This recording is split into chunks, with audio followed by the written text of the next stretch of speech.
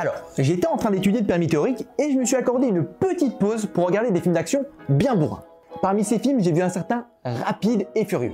Bon, il est plus communément appelé Fast and Furious, vous connaissez tous. Et dans ce film, comment les voitures elles prennent cher, oh là là, c'est abusé. Notamment une scène où les voitures s'explosent contre un mur. Du coup, moi je me suis demandé, mais comment ça se fait? Je ne comprends pas. Aujourd'hui, on va enquêter sur le sujet. Allez, c'est parti.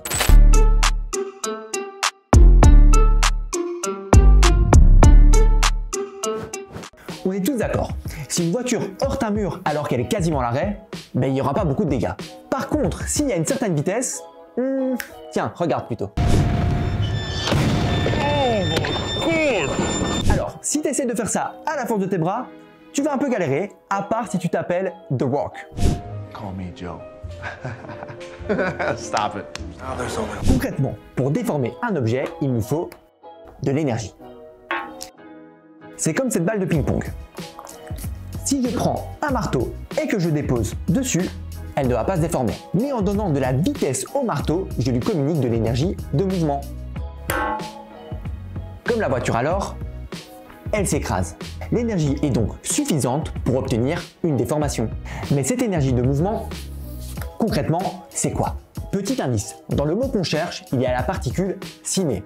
Ciné qu'on retrouve d'ailleurs dans le mot cinéma. Et dans le cinéma, il y a quoi? Des images en mouvement. Nous, on a de l'énergie de mouvement.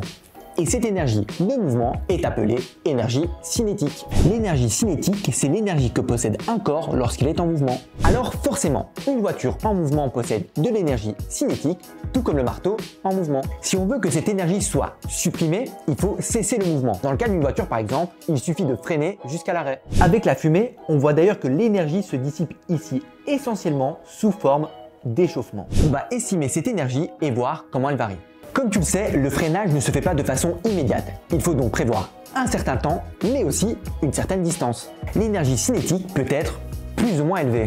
En mesurant la distance d'arrêt et en freinant toujours de la même façon, on va estimer cette énergie et voir comment elle varie. Et ça les gars, c'est hyper important. Parce que le jour où vous aurez votre permis, cela vous permettra de mieux mesurer les risques. Ça y est, je peux circuler en toute sécurité. Alors ça peut paraître compliqué, mais ne vous en faites pas. Je vais faire appel à mon pote Fred pour vous illustrer tout ça.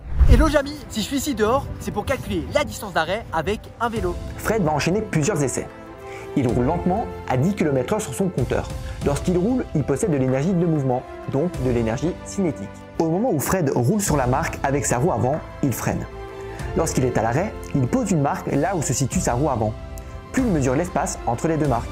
Que note-t-on? Il y a 2 mètres de distance entre les deux marques. Fred recommence l'expérience.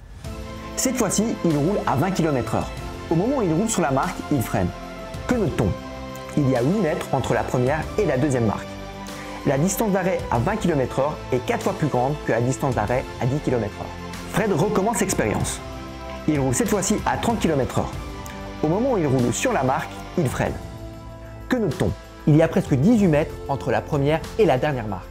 La distance d'arrêt à 30 km/h vaut plus ou moins 9 fois la distance d'arrêt à 10 km/h. On peut dire merci à Fred, quel cascadeur exceptionnel. En conclusion, la distance de freinage varie de manière plus importante que la vitesse. Cette méthode nous permet de voir comment varie l'énergie cinétique. L'énergie cinétique qui est donc liée à la distance d'arrêt en fonction d'un paramètre, ici la vitesse. On a observé que l'énergie est plus que doublée lorsqu'on va 2 fois plus vite. Après nos observations, il y a même 4 fois plus d'énergie. J'aurai donc 4 fois plus de dégâts si je roule à 100 km/h plutôt qu'à 50 km/h. Toujours bon à savoir si je ne veux pas finir comme un Rubik's Cube à la sauce Fast and Furious.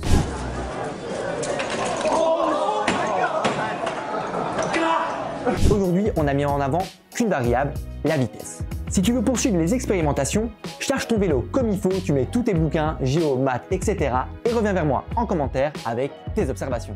N'hésite pas non plus à en parler à ton prof de sciences, il a accès à cette vidéo via e-class, il pourra aller plus loin que moi.